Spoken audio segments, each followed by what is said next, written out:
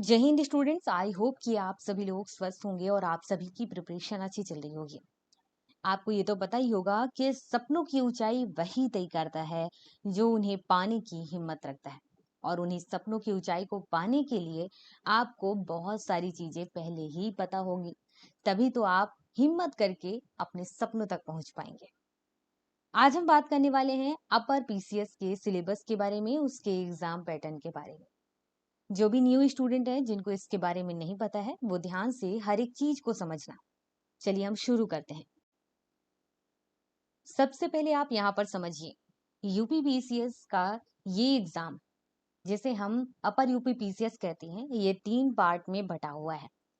3 stage में ये complete होता है। पहला है प्रीलिम्स, दूसरा है मेंस और तीसरा है इंटरव्यू।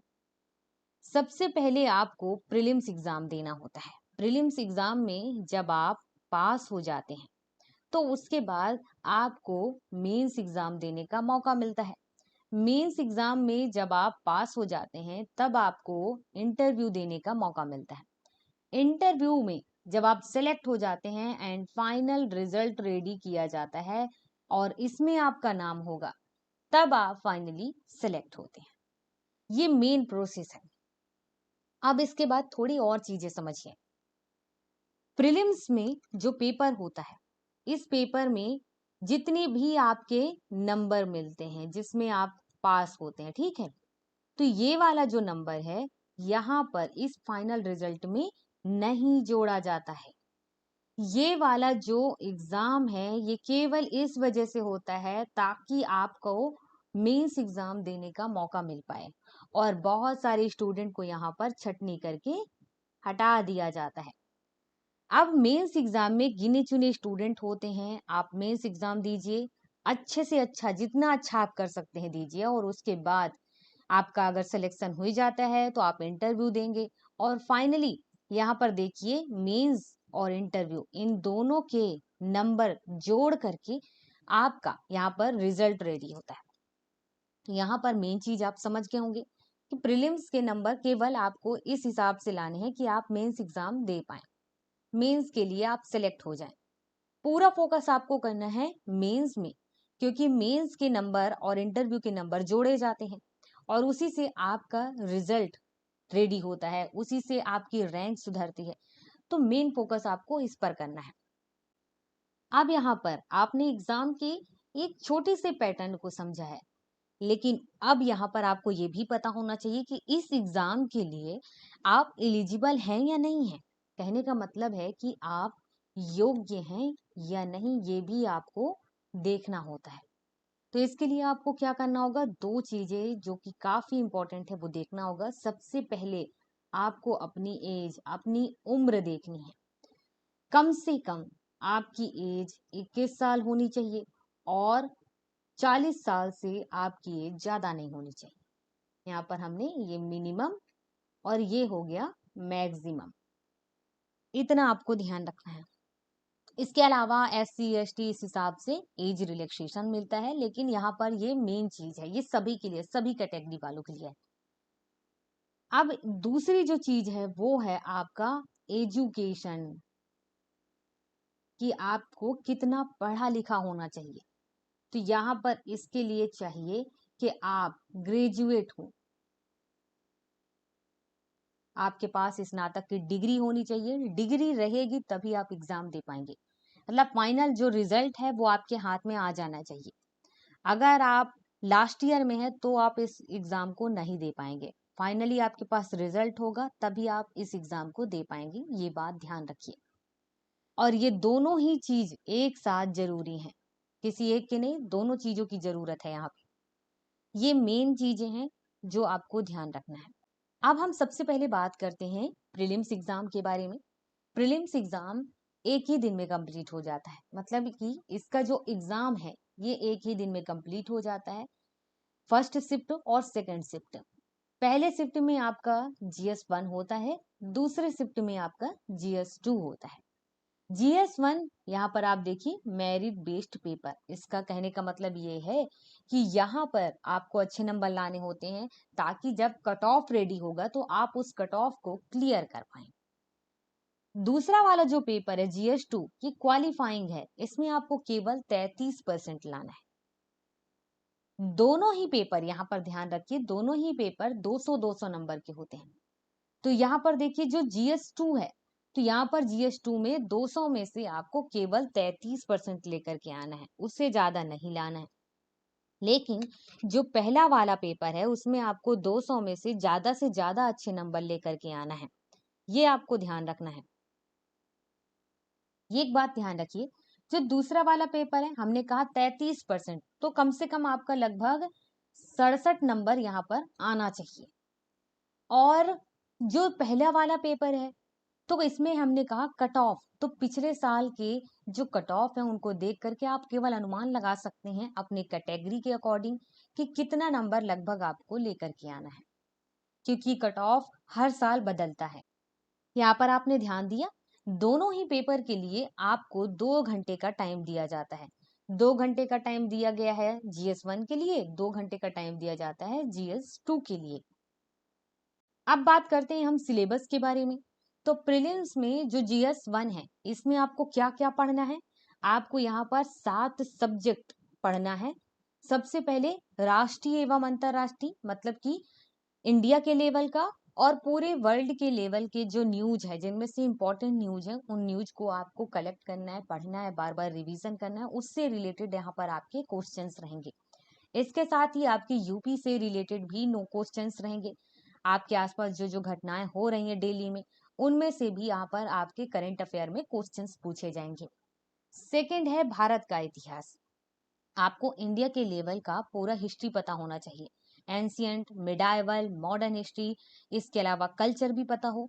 और उसके अलावा यहाँ पर देखिए फोकस किया गया है इंडियन नेशनल मूवमेंट, भारतीय राष्ट्रीय आंदोलन पर, तो इस पर भी आपको ध्यान देना है। इसके बाद है भारत एवं विश्व का भूगोल, आपको जियोग्राफी पढ़ना है, इंडिया की जियोग्राफी और पूरे वर्ल्ड की जियोग्राफी। इसके अलावा भारतीय राज व्यवस्था एवं शासन, इंडिया की जो पॉलिटी है कि भारत के जो राज व्यवस्था है किस प्रकार से है, इसमें क्या क्या है, ये सब कुछ आपको पढ़ना है। इसके अलावा है आर्थिक एवं सामाजिक विकास, ये है economic, economic and social development, तो आपको इकोनॉमिक सब्जेक्ट में सारे टॉपिक मिलेंगे जो जरूरी है वो पढ़ना है। इसके बाद है पर्यावरण एवं पारिस्थितिकी और सामान्य विज्ञान। इनके लिए अच्छे अच्छे राइटर्स की बुक आती हैं, बहुत सारे कोचिंग इंस्टीट्यूट्स हैं, वो कोचिंग इंस्टीट्यूट इनके नोट्स तैयार किए हुए हैं, आप उन नोट्स को पढ़ सकते हैं। यहाँ पर डिटेल में टॉपिक नहीं बताया गया है, इसका कहने का मतलब ये है आपको सब्जेक्ट से रिलेटेड हर इंपॉर्टेंट टॉपिक की नॉलेज होनी चाहिए। इसके बाद हम बात करने वाले हैं GS2 के बारे में। GS2 में आपके 5 टॉपिक से रिलेटेड क्वेश्चंस रहते हैं। सबसे पहले आपको कहा जाता है कि 10th लेवल की मैथ आपको आनी चाहिए, 10th तक आपने जितना कुछ पढ़ा हो मैथ में।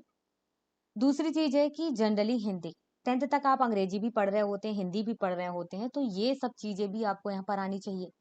डिसीजन मेकिंग और तार्किक क्षमता, कुछ सवाल ऐसे हैं जहां पर आपको डिसीजन लेना होता है, इसके लिए आपको पढ़ने की जरूरत नहीं होती है।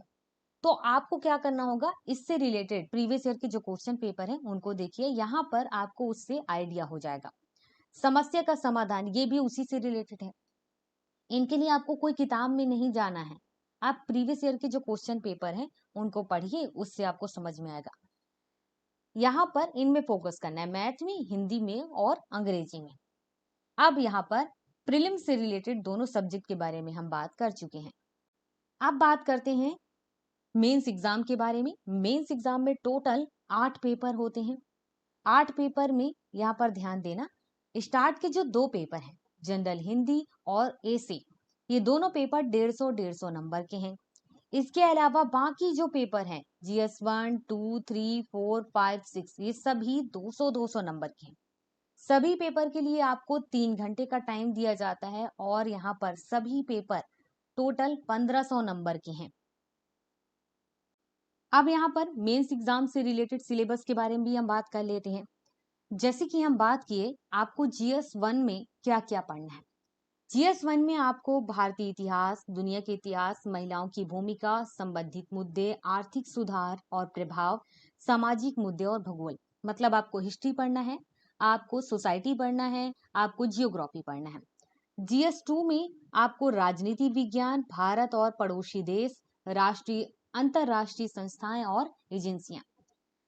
तो यहाँ पर आपको पूरा लक्ष्मीकांत में सारे टॉपिक मिल जाएंगे। ये टॉपिक आप पढ़ सकते हैं पॉलिटी से रिलेटेड। इसके बाद IR पढ़ना है, इंटरनेशनल लेवल के कुछ एजेंसीज हैं, संस्थाएं जैसे कि WHO, WTO है, इनको आपको पढ़ना होगा। इसके बाद GS3 है, जिसमें आपका भारतीय अर्थव्यवस्था, विज्ञान और प्रौद्योगिकी, कृषि, सूचना और संचार प्रौद्योगिकी, पर्यावरण सुरक्षा और पारिस्थितिकी तंत्र, अंतरराष्ट्रीय सुरक्षा चुनौतियां, भारत की आंतरिक सुरक्षा चुनौतियां।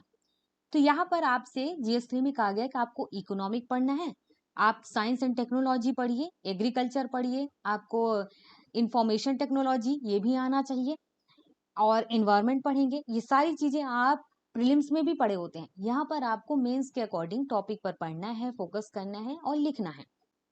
इसके बाद GS4 है, जिसमें नैतिकता और मानवीय संपर्क, सिविल सेवा के लिए योग्यता और आधारभूत मूल्य, इमोशनल इंटेलिजेंस, लोक प्रशासन में सार्वजनिक सिविल सेवा मूल्य, नैतिकता, शासन में ईमानदारी। इससे रिलेटेड आप डायरेक्ट नोट्स ले लेना, वो नोट्स काफी इंपॉर्टेंट रहते हैं। आप इधर उधर बुक में कहाँ ढूंढेंगे। बात रही इससे रिलेटेड टॉपिक पर, तो आप प्रीवियस ईयर के क्वेश्चन पेपर देखिएगा, उसमें ये सारे टॉपिक से रिलेटेड क्वेश्चंस हैं। आपको समझ में आएगा कि आखिर इस GS4 में पूछना क्या चाह रहा है, और आप बिना पढ़े कितना उत्तर दे पा रहे हैं, ये जरूर अपने आप में देखिएगा, एनालिसिस कीजिएगा। इसके बाद बात करते हैं GS5 के बारे में। GS5 और GS6, इसमें आपसे यूपी से रिलेटेड नॉलेज के बारे में क्वेश्चंस पूछता है, ये ध्यान रखिए। ये बाद में अभी जोड़ा गया है, इससे पहले ऑप्शनल सब्जेक्ट रहा करता था। GS5 में आपसे कहा गया है कि उत्तर प्रदेश का इतिहास, सभ्यता, संस्कृति, उत्तर प्रदेश की वास्तुकला, ग्रामीण, शहरी और जनजातीय मुद्दे, उत्तर प्रदेश की राजनीतिक व्यवस्था, उत्तर प्रदेश में सुरक्षा संबंधी मुद्दे, चिकित्सा और स्वास्थ्य संबंधी मुद्दे, उत्तर प्रदेश में पर्यटन। इसके बाद GS6 है, जिसमें कहा गया है उत्तर प्रदेश का आर्थिक परिदृश्य, उत्तर प्रदेश का व्यापार, वाणिज्य एवं उद्योग, लोक कल्याणकारी योजनाएं, मानव संसाधन, निवेश, लोक वित्त एवं राजकोषीय नीति, कर एवं आर्थिक सुधार, जनसंख्या एवं जनगणना, नवीन वन नीति, भूगोल, राष्ट्रीय उद्यान एवं वन्य जीव अभ्यारण्य, परिवहन तंत्र, औद्योगिक विकास, प्रदूषण एवं पर्यावरण के मुद्दे, विज्ञान एवं तकनीक, मत्स्य, अंगूर, रेशम, फूल, बागवानी। तो यहाँ पर आपको समझ में आया कि मेंस एग्जाम में क्या क्या टॉपिक हैं जिन पर आपको फोकस करना है, कौन कौन से सब्जेक्ट हैं जिनको आपको पढ़ना है। मेंस एग्जाम में हिंदी में क्या पूछा जाएगा, ये भी आप ध्यान रखिए। हिंदी में जैसे कि सरकारी एवं अर्ध सरकारी पत्र लेखन, कार्यालय, आदेश, अधिसूचना, परिपत्र, शब्द ज्ञान एवं प्रयोग, उपसर्ग एवं प्रत्यय प्रयोग, शब्द समूह के लिए एक शब्द, वर्तनी एवं वाक्य शुद्धि, विलोम शब्द, लोकोक्ति एवं मुहावरे। ये आप 10th लेवल तक पढ़ रहे होते हैं, आपको फिर से इसमें रिवीजन की जरूरत होती है। इसके बाद 8 नंबर है ऐसे। तो ऐसे 3 पार्ट में बटे होते हैं, और हर एक पार्ट में से एक एक टॉपिक आपको चूज करना होता है। सभी टॉपिक जो आप लिखेंगे वो 700 शब्दों में हो। मतलब यहाँ पर टोटल आपको 2100 शब्दों में पेपर में आंसर करना है। पहला वाला जो पार्ट है, जिसमें आपसे साहित्य और संस्कृति, सामाजिक क्षेत्र, राजनीतिक क्षेत्र, इससे रिलेटेड रहेगा। दूसरा वाला जो पार्ट है, विज्ञान, पर्यावरण, प्रौद्योगिकी से रिलेटेड, आर्थिक क्षेत्र और कृषि, उद्योग और व्यापार से रिलेटेड रहेगा। तीसरा वाला जो पार्ट है वो राष्ट्रीय एवं अंतरराष्ट्रीय घटनाओं से, प्राकृतिक आपदाएं, भूस्खलन, भूकंप, सुनामी, सूखा, राष्ट्रीय विकास कार्यक्रम और परियोजनाओं से रिलेटेड रहेगा। इसके बाद है इंटरव्यू PT, पर्सनैलिटी टेस्ट। ये 100 नंबर का होता है, और इसमें आपसे आपके सामान्य जागरूकता, जनरल अवेयरनेस, आपकी बुद्धिमत्ता, आपके कैरेक्टर, अभिव्यक्ति शक्ति, व्यक्तित्व, सेवा के लिए समान योग्यता से संबंधित क्वेश्चंस रहते हैं। आपका यहाँ पर पहनावा देखा जाता है, यहाँ पर आप किस तरीके से चाल ढाल रखते हैं, कैसे बोलते हैं, और सिचुएशन के अकॉर्डिंग कैसे डिसीजन लेते हैं। आपके जवाबों के माध्यम से, आपके बॉडी लैंग्वेज के माध्यम से यहाँ पर आपसे क्वेश्चंस पूछे जाते हैं, समझते हैं, और फिर उसके बाद फाइनली आपका सिलेक्शन होता है। तो यहाँ पर हमने लगभग सभी इंपॉर्टेंट चीजों के बारे में बात कर लिया जो सिलेबस और एग्जाम पैटर्न से रिलेटेड था। बुक के बारे में बात करें तो स्पेशली हिस्ट्री के लिए आप क्या करें कि जो इंडिया की हिस्ट्री पढ़ते हैं उसके लिए आप स्पेक्ट्रम ले सकते हैं। इंडियन पॉलिटी के लिए आप एम लक्ष्मीकांत ले सकते हैं। इंडियन इकोनॉमी के लिए आप एनसीईआरटी और कोचिंग इंस्टीट्यूट के नोट्स ले। एनवायरनमेंट के लिए आप डेली न्यूज़पेपर पढ़िए और इसके अलावा एनसीईआरटी से कुछ टॉपिक उठाइए और उसके अलावा सीधे आप किसी कोचिंग इंस्टीट्यूट के नोट्स लेकर के कंप्लीट कर सकते हैं। किसी बुक के पीछे मत भागिए, क्योंकि कोचिंग इंस्टीट्यूट आज के टाइम पर पूरा वर्क कर रही हैं, अच्छे से वर्क कर रही हैं नोट्स को तैयार करने में, ताकि स्टूडेंट की हेल्प हो जाए। इसके अलावा पढ़ते पढ़ते आपको इतना नॉलेज हो जाता है कि आप अपने शॉर्ट नोट्स अच्छे से तैयार कर लेते हैं। इसके अलावा यूपी से रिलेटेड जो नॉलेज चाहिए उसके लिए क्या करें, अरिहंत की बुक आती है जो उत्तर प्रदेश स्पेशल होता है, तो उससे आपको कंप्लीट नॉलेज हो जाएगा यूपी से रिलेटेड। इसके अलावा सब कुछ आपके मेहनत पर निर्भर करता है। जिस प्रकार से, जिस लगन से आप मेहनत करते हैं उसी हिसाब से आपके सामने आपका रिजल्ट होगा और रिजल्ट में आपका नाम होगा। तो आज के सेशन में केवल इतना ही। मिलते हैं नेक्स्ट सेशन में नई जानकारी के साथ। तब तक के लिए जय हिंद।